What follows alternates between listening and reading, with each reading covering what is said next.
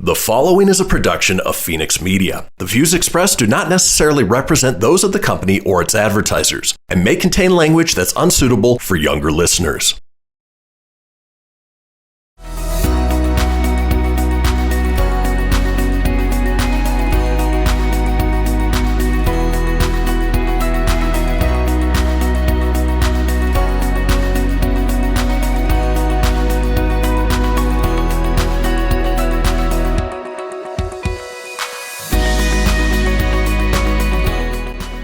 Welcome to the Dogish podcast, the only podcast dedicated to the dog parents and the topics, events, and personalities impacting their lives today. My name is Jasen Arias, founder of Forever USA. And as always, I have Miss Sylvia Wes with me, certified pet trainer, pet expert, and owner of Dog Up in This Bitch Dog Training. How are you today? Well, actually, I'm good. I'm in a little different setting. I see that. If anyone hasn't noticed my missing dog wallpaper, and no, this isn't a green screen background. This, no, I'm visiting my parents. It was my dad's 79th birthday on Happy Thursday. Birthday. So we are, yeah. I am. Yeah, what'd you think about today's topic? So we've had freaked out after our interview with Mary.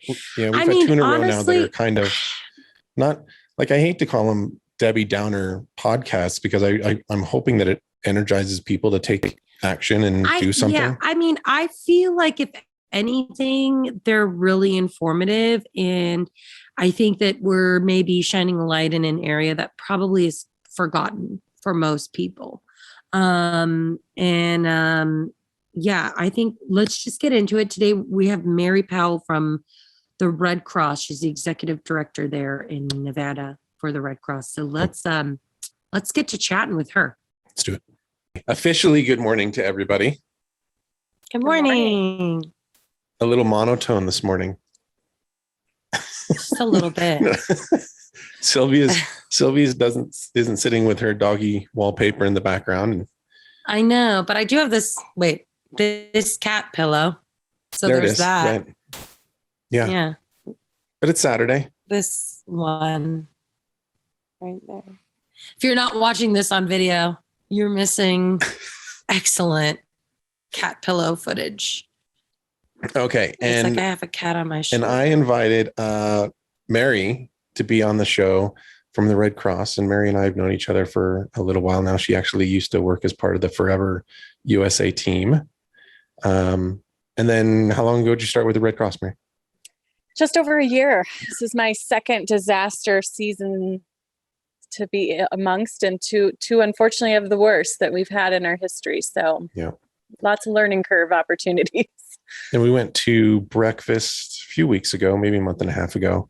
And when we were talking, she had brought up that the Red Cross also, obviously, and I mean, it seems obvious when you're talking through it, but I don't know that I necessarily thought about it when I think of the Red Cross, but because they're helping people who are displaced from bad things happening in the world, that includes animals as well. And so I thought it would be great just to kind of have you on and talk about that and kind of broaden people's spectrum on what the Red Cross does. And especially interested to hear what's going on here in the on the West Coast with all the fires that we're having right now and what you're seeing with the animals. So maybe let everybody know what it is that you do and what part of the world that you're in and all that kind of stuff. Yeah, so I'm an executive director with the American Red Cross. My territory is Northern Nevada. So we're active a lot with some of these fires that are here on the Sierra and kind of pushing people into Nevada as they're evacuating. But, Red Cross really works very, very collaboratively. So disasters across the country end up across my desk at one point or another. I'm actually slated to potentially deploy down to Louisiana with this hurricane. So hurricane's coming in. Yeah. So again, really in tune with disasters across the country, but in our backyard right now, we do have wildfire activity. The number one thing that Red Cross responds to, though, is individual home fires. And we're doing that about every 2 days in Reno, Northern Nevada area.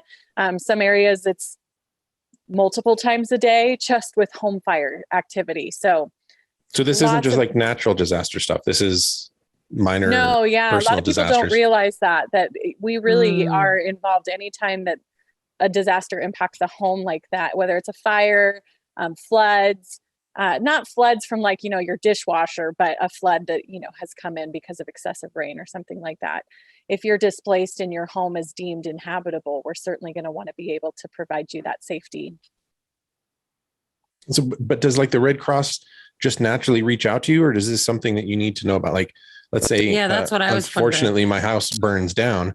Are you guys just going to show up like Men in Black and you're just there, or like sometimes it works that way. Yeah, it works that way a lot of times. And it's not a trick. It's we have really good relationships with our fire departments, emergency managers. So oftentimes we are notified that a house has been impacted. If for some reason that communication does break down, anyone is always welcome to call 1-800-RED Cross and report a situation themselves, and we can reach out and see if we're available to assist, depending on the criteria of things. But yeah. So what kind of things have you been seeing happening lately? Because I know like when we went and sat down last time, I think maybe we had to delay lunch, or there was something that was just affecting time-wise, because it just seems like lately we've been dealing with one disaster after another disaster, and they just kind of compound. And so like, what extremes are we dealing with right now? Well, that's just the reality of the situation, right? We used to have what we called a disaster season, and we would see, maybe 5 somewhat large scale events happening within a year, and we would pop up a big operation, support it. Once it was kind of managed, we would scale back down. Red Cross is really pivoting to a much more chronic state of response, because we have so many large scale disasters now happening around the year. Typically it's fall, right? Wildfires, summer, it's wildfires, fall, it's wildfires. Hurricanes are usually fall timeframe. Tornadoes, same thing. They go through a cycle. But then you see things like what happened in Texas last winter, like these extreme cold events. And we're just seeing more and more extreme events. They have longer durations. They're impacting more area for longer periods, just bigger groups. So disaster preparedness is just going to be a part of every person's life across the country. You probably have something within your area, regardless of where you are, that could impact you at any time. What about cities? Okay, we're going to take you got to take a break. All right. Jason, take us to a break. Yeah, we're taking a quick break. Very good. Allison is perfect. I mean, she'd never tell you that. She's humble and perfect. She likes everyone. She even likes her untidy roommate's weird guinea pig. Allison, wait, are you texting and driving? Allison, no. That's the exact opposite of what I was just saying about you. Why, Allison? Why? Texting and driving makes good people look bad. Visit StopTextStopWrecks.org. Brought to you by the National Highway Traffic Safety Administration and the Ad Council. I'm Paul George of the Indiana Pacers. When I was 6, my days were spent playing basketball. When I was 6, my dream was to make it to the NBA. When I was 6, my mom had a stroke. So I want you to learn to spot a stroke fast. F-A-S-T. F, face drooping. A, arm weakness. S, speech difficulty. T, time to call 911. I'm Paul George. Spot a stroke fast. Visit strokeassociation.org. Brought to you by the American Stroke Association and the Ad Council. My name is Lola Silvestri, and I'm going to be 95 this year. I was very independent. I fell, and I had to have Meals on Wheels. America, let's do lunch. 1 in 6 seniors faces the threat of hunger, and millions more live in isolation. Drop off a hot meal and say a quick hello. Volunteer for Meals on Wheels by donating your lunch break at americaletsdolunch.org. This message brought to you by Meals on Wheels America and the Ad Council. Dear John, I'm leaving. Uncontrolled high blood pressure is serious, and I can quit whenever I want. Why can't we get back to when you checked on me? I don't want to leave, but remember, when I quit, you quit. Sincerely, your heart. Listen to your heart and don't let it quit on you. High blood pressure can lead to a stroke, heart attack, or death. Get yours to a healthy range today. For help keeping yours at a healthy range, text PRESSURE to 97779. A message from the American Heart Association, the American Stroke Association, and the Ad Council. WWE superstar Alberto Del Rio. Take 1. Behold the angry giant. Try it again, Alberto. Behold the angry giant. Perfect. Good luck tonight. Behold the angry giant. Yay! Read me another one, Dad. This is WWE superstar Alberto Del Rio. It only takes a moment to make a moment. Take time to be a dad today. Visit fatherhood.gov, brought to you by the U.S. Department of Health and Human Services and the Ad Council. It may be hard to believe, but people just like you are already saving money. FeedThePig.org makes it easy. Their simple savings plan teaches you how to start saving without going overboard, so you don't need to sell all your belongings and live in a commune. These dungarees belong to all of us now, Tom. You don't need to get a second job as a stuntman. We need a new stuntman! You just need FeedThePig.org. Don't get left behind. Get tips and tools at FeedThePig.org. Brought to you by the American Institute of CPAs and the Ad Council. You're listening to Phoenix Media. Listen live and explore more great shows at phoenixmedia.us.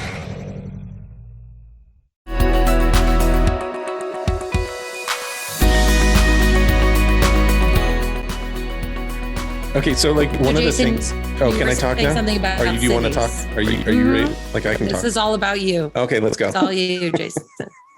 So, like some of the things. So, like with Texas in particular, that was in my mind. I mean, super fluke. And I know we're talking about disasters, so I mean they're not normal. But I mean, you're not seeing those kind of temperatures in Texas very often. But with living in a city, let's talk about Los Angeles or San Diego or something like that. What kind of things would people expect there? Because like we're not talking about forest fires in the middle of San Diego. Really? Well, I mean, we do have some pretty large wildfire activity in some of those Southern California. Oh, yeah. Okay. Yeah. And as the Santa Ana winds as are coming in, as a Los Angeles resident, like we get a lot of wildfires. What about like civil unrest Yeah, stuff? I think Do you guys last get year we involved with lost that? like 200 acres. What were you saying? Yes, Jason? to answer your Civil question, unrest. Jason, we do monitor civil unrest. So we wouldn't help in not urban, but like in commercial areas. So if it's a business that's impacted, Red Cross is not going to support. But if a home is impacted through civil unrest, we would stand up and provide support. In rare cases, we get involved in what we call mass casualty events, and those are really unfortunate. We don't like to talk about them, but the shootings in Las Vegas that happened, we were very much present in providing a lot of mental health support and helping to get that community back on its feet. So we monitor a lot of different activities that are happening. We were down at the building collapse in Florida and supporting the search and recovery effort. We're actually managing the reunification center and helping families to get reunified and then transferred into some long-term mental health support and spiritual care support through that situation. And then of course the housing, because the people that did evacuate that building still had to go somewhere because they couldn't go back. So we get involved in a lot of different situations, and when we're called, if there's human suffering in the face of emergencies, that's what we're called into typically. That's our mission statement, is to alleviate human suffering in the face of emergencies. Gotcha. So you guys are kind of like the Coast Guard almost. We're a pretty big agency. I mean, we're nonprofit, 100%. We're Sure. completely dependent on donations. Some people actually think we are a government agency, and we're not. But we've been around for I was going to ask about that. 140 years that Red Cross has been active and engaged in our country. And so, whoa, yeah, we have some very long standing ties with our response efforts and the role that we fill in our nation. Okay. Okay, wait. So I have a question. Oh, you ready? No, now? I have a question, Jason. So what do you know what the first 140 years ago, is that like documented what the first, I need to know what it was 140 years ago. What did you guys do? So 140 years ago, our founder was Clara Barton, and she's a nurse. And it really came back to supporting troops in wartime. A lot of people don't realize that the International Federation of Red Cross, which is our international entity that all these different, country chapters, kind of country entities fall under, the International Federation of the Red Cross is actually the custodians of the Geneva Convention. So we're there to put kind of some of those wartime rules in place that help to mitigate human suffering even through wartime. And so Clara Barton was there helping troops on both sides of war in 140 years ago. And a lot of it goes back to nursing. Our first Nevada activity was nursing.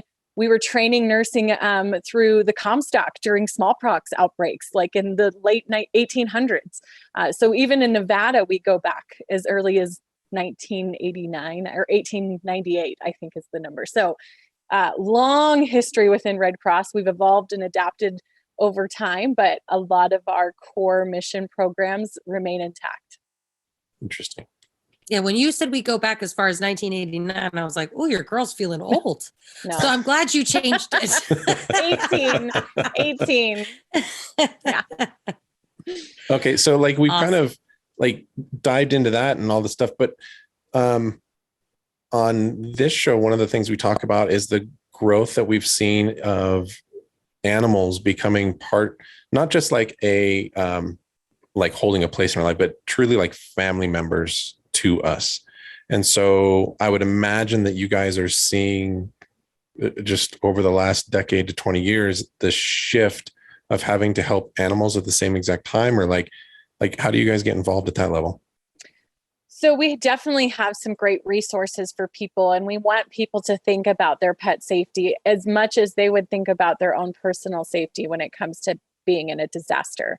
So much of disaster response is improved when people are prepared. A lot of times what we're dealing with as Red Cross is after the fact, people have evacuated their homes and they've forgotten to grab their pet's food, or they've forgotten to grab their personal medication or their pet's medication. And then we're triaging at that point and trying to fill needs that takes up a lot of time and energy, when if you're prepared, you're going to have a seamless transition in those emergencies and hopefully safeguard your personal preparedness is going to be your best bet. When large scale disasters are happening, our attention is pulled in so many directions. And for emergency responders, for even the Red Cross, our number one priority is going to be human assets. We are going to prioritize human safety. It's just the facts when these large scale disasters happen. So you being prepared for your pet and for yourself is going to make sure that those things happen better than any agency can take care of you. Of course, we're going to try our hardest. We care about animals, and we know that the role that pets play in people's lives and how important they are. So we always try to address those things. But you look at a Category 4 hurricane coming into Louisiana right now. We're talking tens of thousands of people that are in harm's way, and we can only do so much in those critical moments. I think we talked about that a little bit too, Sylvia, if you recall, with we had a company called Petevac Pack on the show. What was that, 4 or 5 weeks ago? They're actually based here in Reno as well. Mary, I don't know if you've met them or talked to them. No, but I need to. We'll connect you. And they put together these evacuation packs specifically for, excuse me, you can customize it to your animal. But I mean, they have some kind of more generic ones where it's like small dog, medium dog, large dog, custom double pack, like all these different things. And they really break down like all the different stuff that's going to be unique for an animal as opposed to yours. And that's why when we had a chance to bring you on, like I can hear some of our listeners kind of cringing a little bit, hearing like, oh no, that the humans are going to be the ones taken care of first. But the part that's important to me is that this is part of the preparedness of something that's going in. Like you have to have proper expectations so that you know what you need to take care of on your own. And I guess that would be one of my next questions. What is the experience for somebody that is completely unprepared? Like I haven't done anything. I left the house and I'm holding on to my dog and my kid and my wife, and all we have is like some burnt T-shirts and shorts on, and that's it. Mm-hmm. Yeah, it's going to depend again on the individual disaster. If it's an individual home fire, typically what Red Cross will do is come in and provide financial assistance. So you can go get a hotel room and you can look for what's best for you in that scenario. If you have a pet, you can go find a pet friendly hotel room, hopefully that will take you in. And we'll give you some, hopefully financial assistance too, to cover those essentials, the food and some extra clothing and dog food and things like that. So you'll be given a small financial assistance stipend as fast as we can possibly get it to you to cover those first couple of days, right? And then work in recovery work with connecting you to individual resources that might be relevant to your situation and help you get back on your feet. And our caseworkers are amazing about walking people through that process. I have to give a pitch. If you are a renter, get renter's insurance. It's the biggest thing we see, that individuals that rent, their home burns down, they've lost everything, and they're very limited on what they can get back because they didn't have renter's insurance. It costs $7 to $10 typically a month. It is nothing. So we see very, very few renters with it, and it is a huge barrier to getting back on your feet without it. So that's my pitch there. For a large scale disaster, if you've left, first of all, take your pet with you. I hate to say it, but sometimes people downplay how severe these events are. And maybe you think, that fire is 6 miles from here. There's no way it's going to come. I'm just going to leave my dog behind where he's comfortable, and we're going to go because I know we'll be back. You may not be back. And these fires can move very, very fast with wind, and situations can change. The best forecasts and estimates on these disasters are never perfectly accurate. Take your pet with you. You can't get back. They won't let you to go back. So I'm amazed at how many people actually leave their pets behind, and thinking it's what's best for the pet, right? They don't want to put it in a shelter. They don't want to displace their pet, but sure, the stress. Yeah. Right. Yeah. I mean, I get as a pet owner, like I have dogs and they're my life. So I get, like, sometimes you'd think, my dog's elderly and it's hard for him to travel. Take him with you. So that's my first tip. Second, have a way to confine them yourselves. Bring a kennel with you. If you don't have a kennel in your house, make sure you have a really sturdy harness and leash.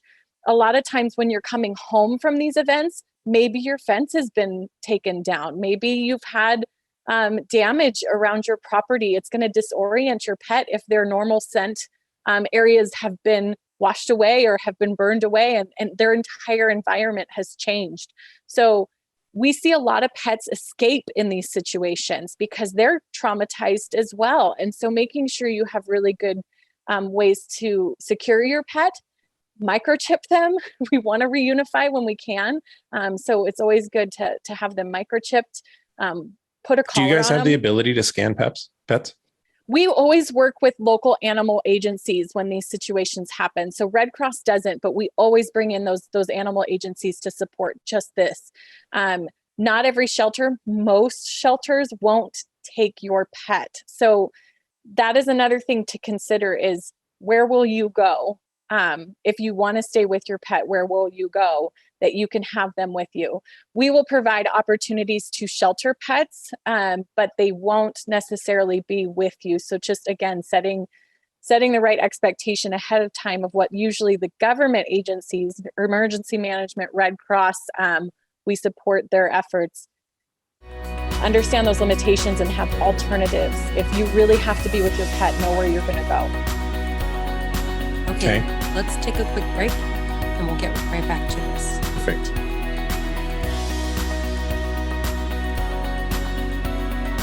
I spend a lot of time in the backyard, and I'm the center of attention at summer barbecues. In '96, I made some of the tastiest s'mores. And in '09, it was me, your backyard fire pit, that accidentally started a wildfire when a summer breeze carried one of my embers into some dry brush. Spark a change, not a wildfire. Visit SmokeyBear.com, brought to you by the U.S. Forest Service, your state forester, and the Ad Council. Only you can prevent wildfires.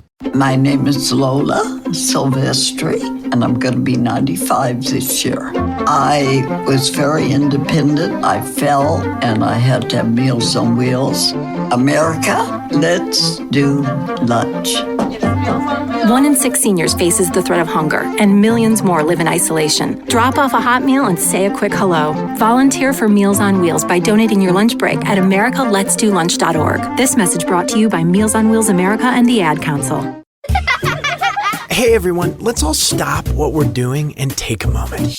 You see, every moment can be kind of special. But they could be loud moments, goofy moments, dorky moments, it doesn't matter. Because every time dads like us take a moment like that to spend with our kids, well, it's pretty momentous. So let's take a moment to make a moment.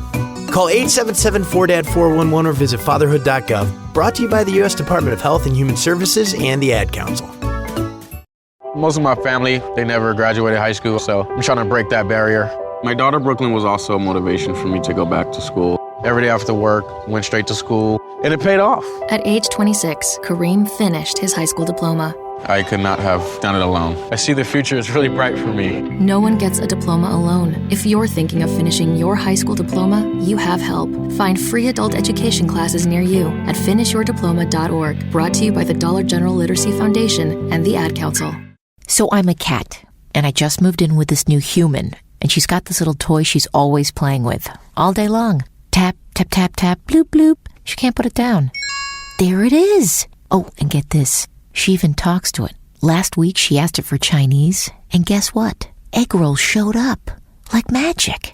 Humans have cool toys. A person is the best thing to happen to a shelter pet. Be that person. Adopt. Brought to you by the Ad Council and the ShelterPetProject.org. What if I told you that a tornado was going to happen tomorrow, right where you live? That it would touch down at exactly 3:17 p.m., and I told you the exact path it would take. You would, of course, prepare. You would talk with your loved ones, and you'd make a plan today. It's true, I can't tell you a tornado will strike tomorrow, but shouldn't you have a plan anyway? Go to ready.gov/communicate and make your emergency plan today. Don't wait. Communicate. Brought to you by FEMA and the Ad Council.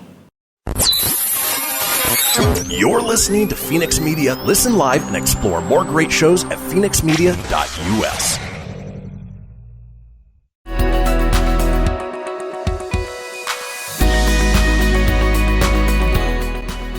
Okay, so we're back.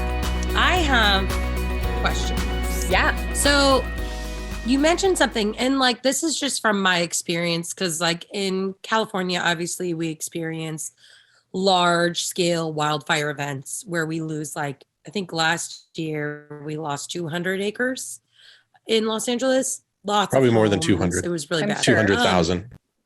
I think it was more. Yeah, it was a lot. It was a huge amount of loss.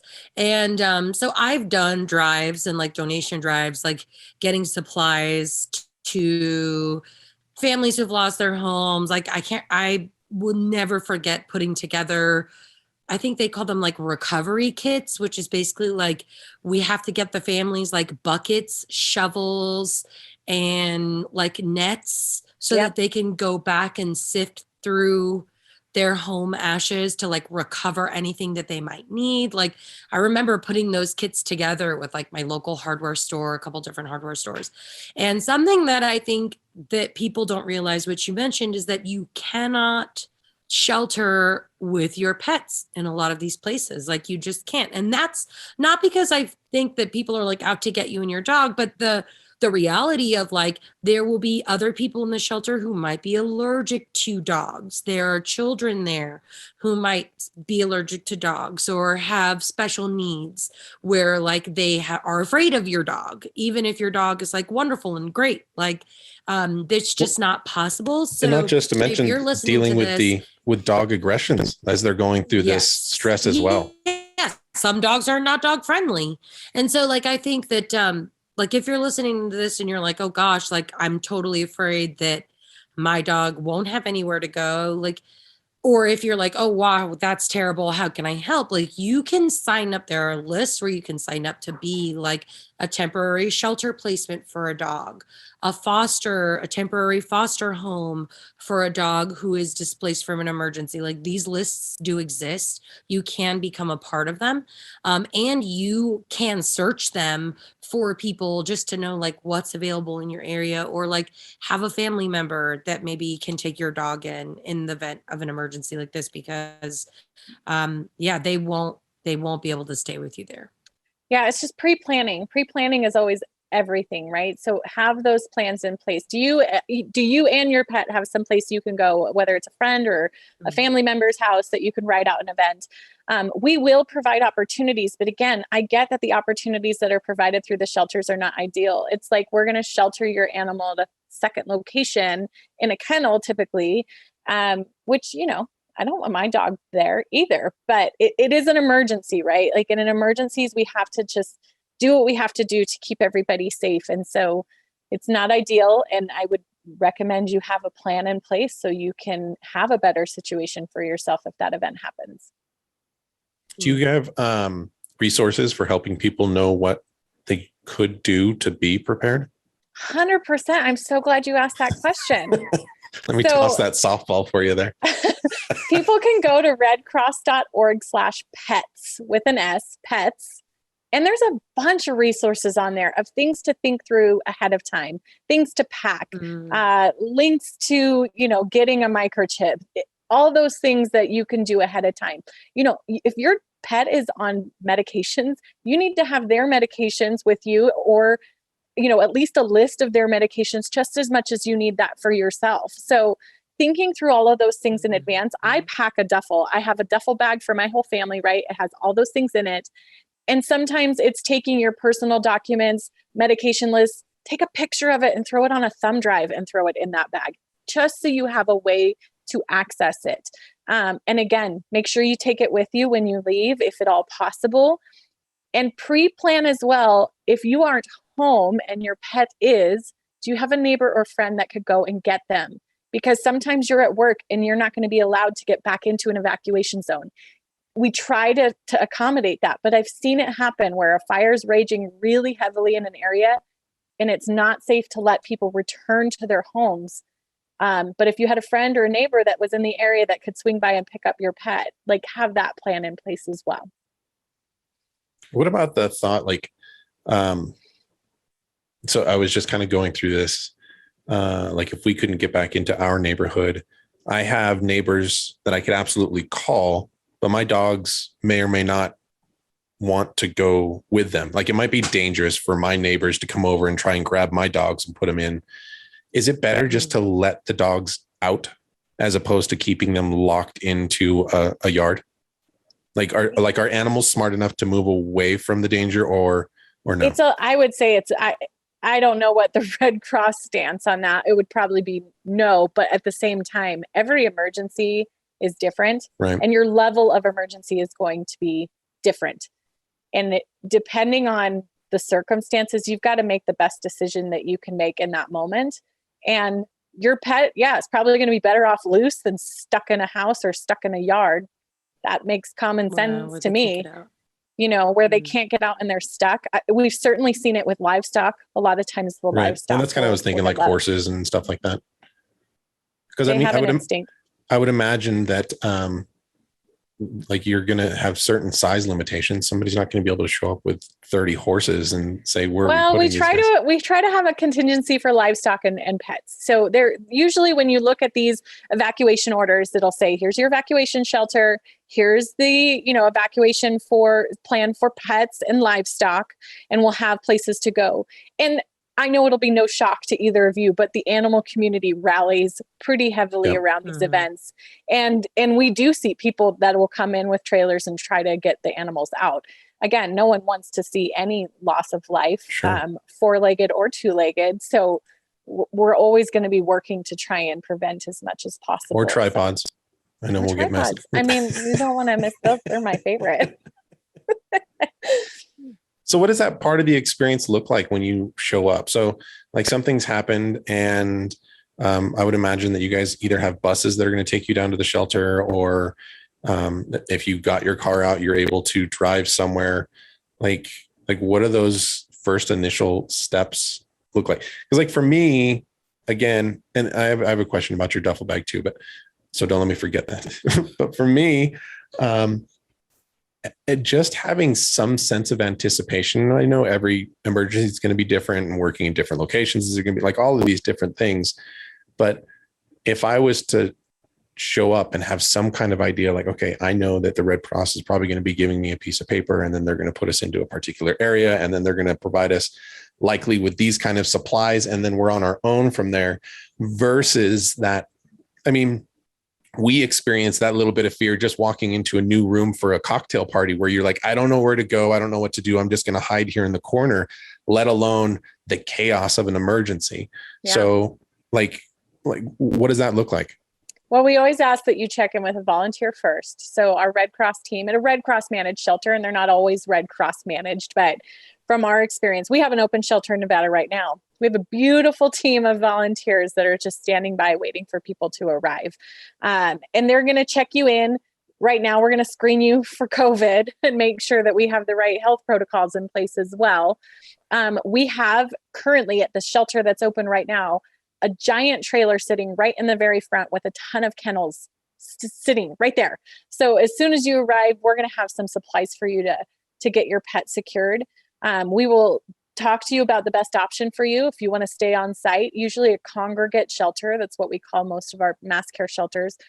Congregate shelters are cots in an area that we have spaced out like equally. A gymnasium. Yeah, I mean, that's what we got for an emergency. So we put people on cots. Right now we have distancing requirements because of COVID, so they're more spread out than a typical shelter time, but we'll make sure that you're safe. If you have a pet, it might have to go to that animal shelter that's nearby, depending on the shelter and what they allow. So it really depends on the facility. So always ask them those questions. What's the plan? Sometimes people come down to the shelter and they'll have their trailer with them, or they'll even tent camp around the shelter. And that's an option. And that's one way that some people stay with their animals, is that they stay near the shelter on property and they bring a tent or they bring their trailer down. They still have access to the shelter, so they're getting regular information through our communications channels. And we have support services such as, feeding and emotional health support and health services, all available. So they'll stay near us. So they have access to some of those things, but they can be with their pets. So that's an option as well. So it's really I agree. It's unfortunately case by case, emergency by emergency. If you don't have transportation out of the evacuation center, we will likely have a sheriff's department, police department. Sometimes we have shuttles. Again, depends on the emergency. They'll get you out. Those sheriff's officers and police officers are going to go door by door and knock and make sure people are out of those areas. So we've seen that happen. Which also is like an endangerment to their lives. So like if you're in an evacuation zone, like just evacuate. Just get out. Wait. If at all possible, get out. If you don't have transportation, call and tell somebody, I'm here at this house and I don't have transportation. I mean, the compassion of people is when you work for the Red Cross, you see the best of people, and the compassion and humanitarian spirit around these events is incredible. And there will be people that will help you if at all possible. Wow. Okay. We're going to take one last break. I know. And we'll be right back.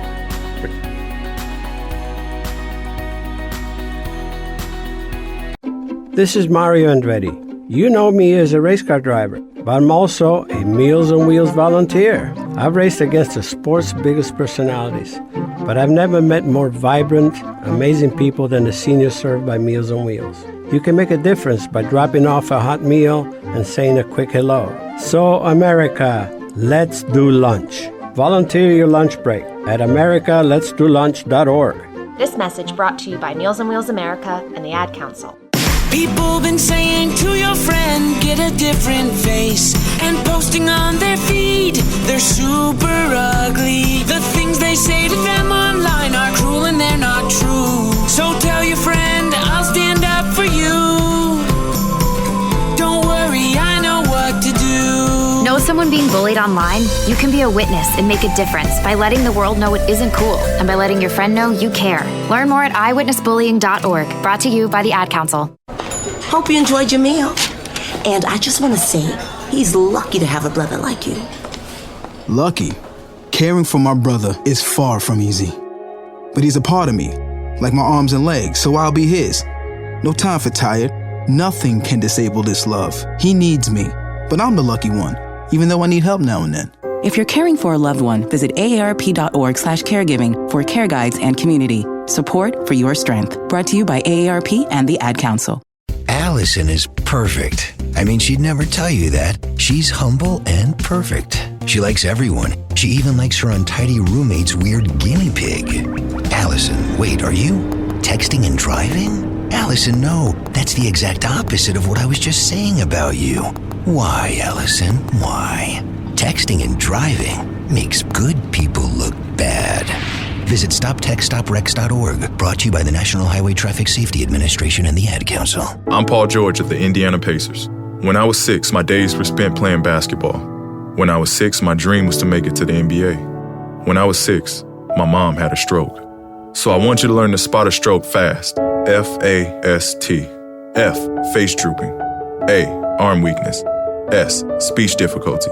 T, time to call 911. I'm Paul George. Spot a stroke fast.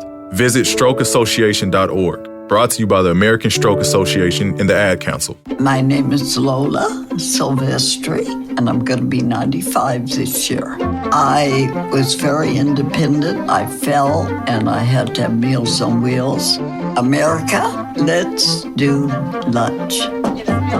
1 in 6 seniors faces the threat of hunger, and millions more live in isolation. Drop off a hot meal and say a quick hello. Volunteer for Meals on Wheels by donating your lunch break at americaletsdolunch.org. This message brought to you by Meals on Wheels America and the Ad Council. You're listening to Phoenix Media. Listen live and explore more great shows at phoenixmedia.us.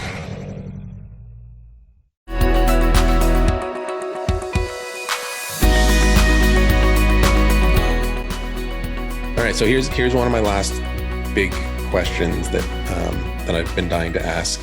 And you had a military background already before starting with the Red Cross, but since starting with the Red Cross, you mentioned that duffel bag that you have. What have you changed or modified or added to that just as a level of preparedness? And you've got your husband, your daughter, and the 2 doggos. Yep. So that's a fairly average family size. So do you have individual duffel bags? That's a hefty duffel bag. Do you have one? Talk to me about this duffel bag. So I have multiple duffel bags. One, because again, running the scenarios through my head, I have a duffel bag in my trunk, and it's a smaller one, and it has some basics.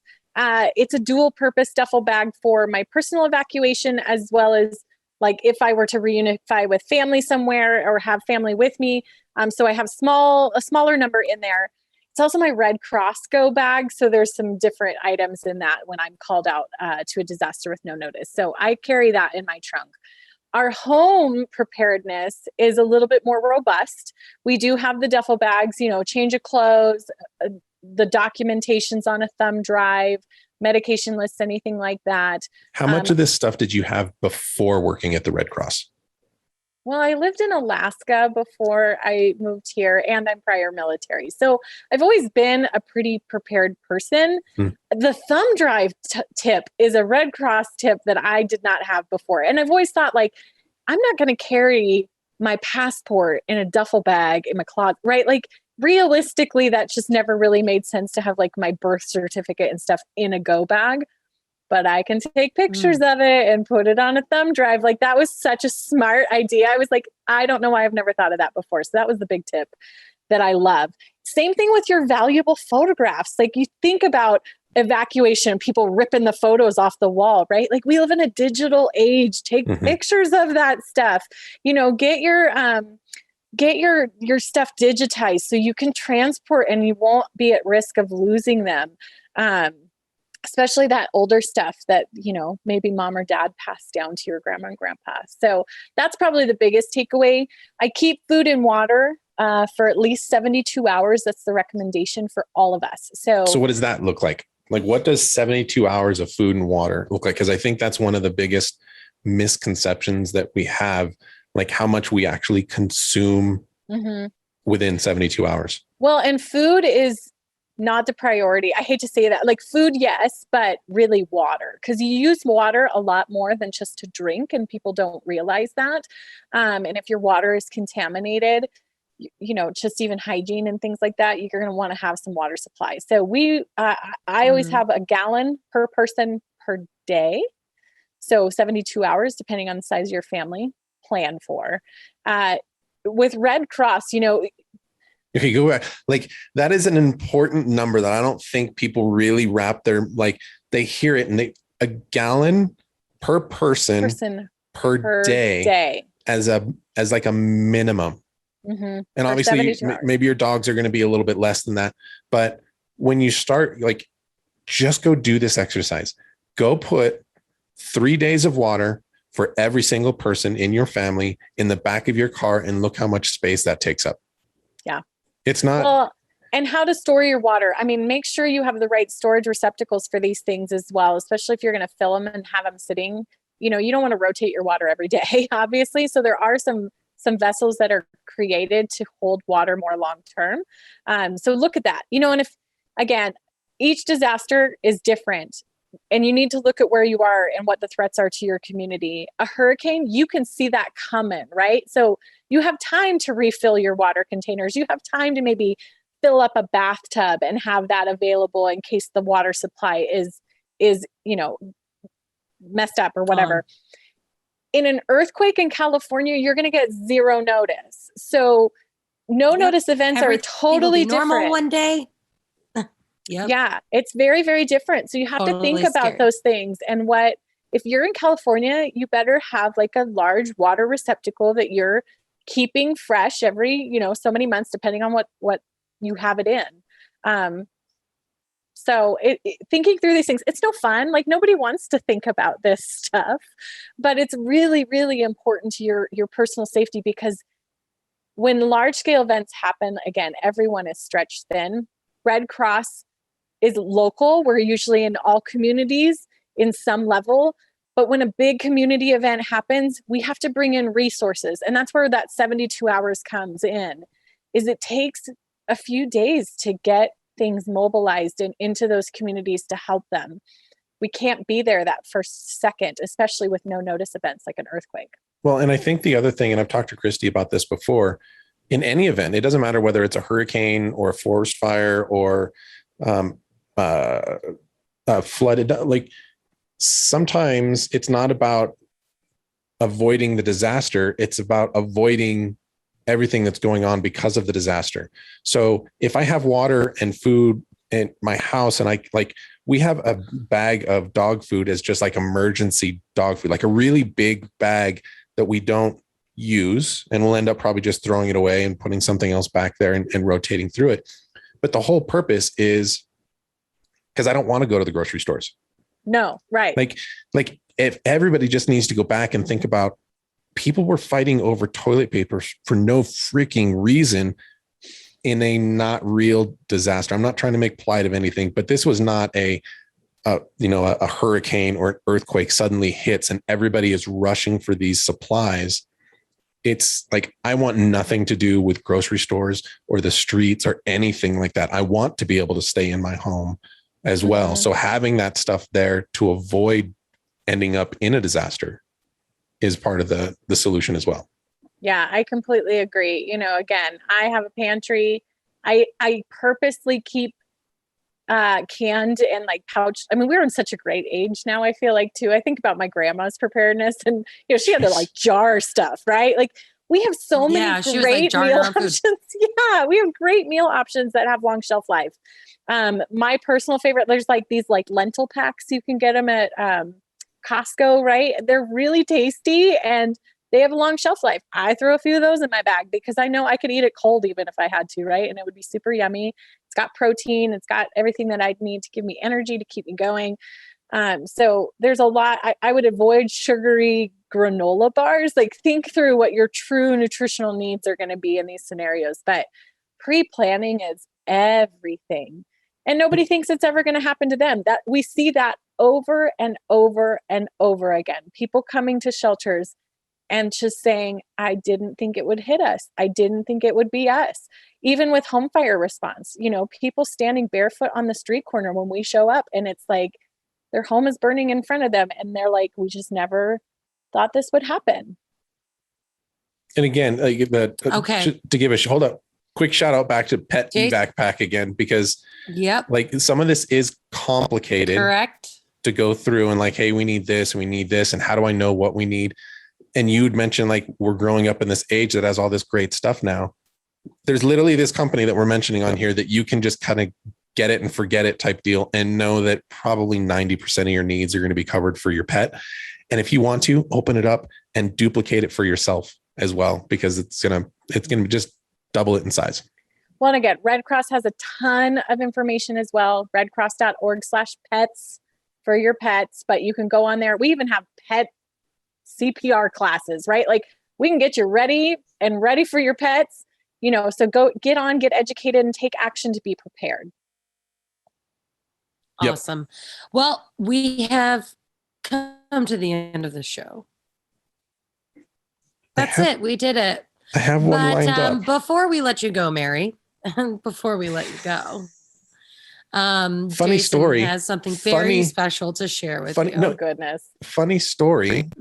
Mary was actually part of the original inspiration behind the dog dad jokes. Wow. Well, Mary, your brainchild at work. I don't know that this is the legacy I want. Yeah, it is. It's the best one. So actually, I'm gonna ask you a question. You had a joke in particular that you absolutely loved. Oh no. Do you remember what your favorite dog dad joke was? Like you wanted to put this on a t-shirt. So that was going to go on our next shirt. Oh no, what was it? There were so many good ones. Did I have a favorite? I probably did. You wrote it down on the door and it was wait, is this the joke? Yeah, I'm trying to find a way to no, just say it. I'm not gonna remember it. My brain, I see the door. He's busy. Though. Yeah. She's in hurricane mode. What do you call a dog that does magic? Say it. Labracadabrador.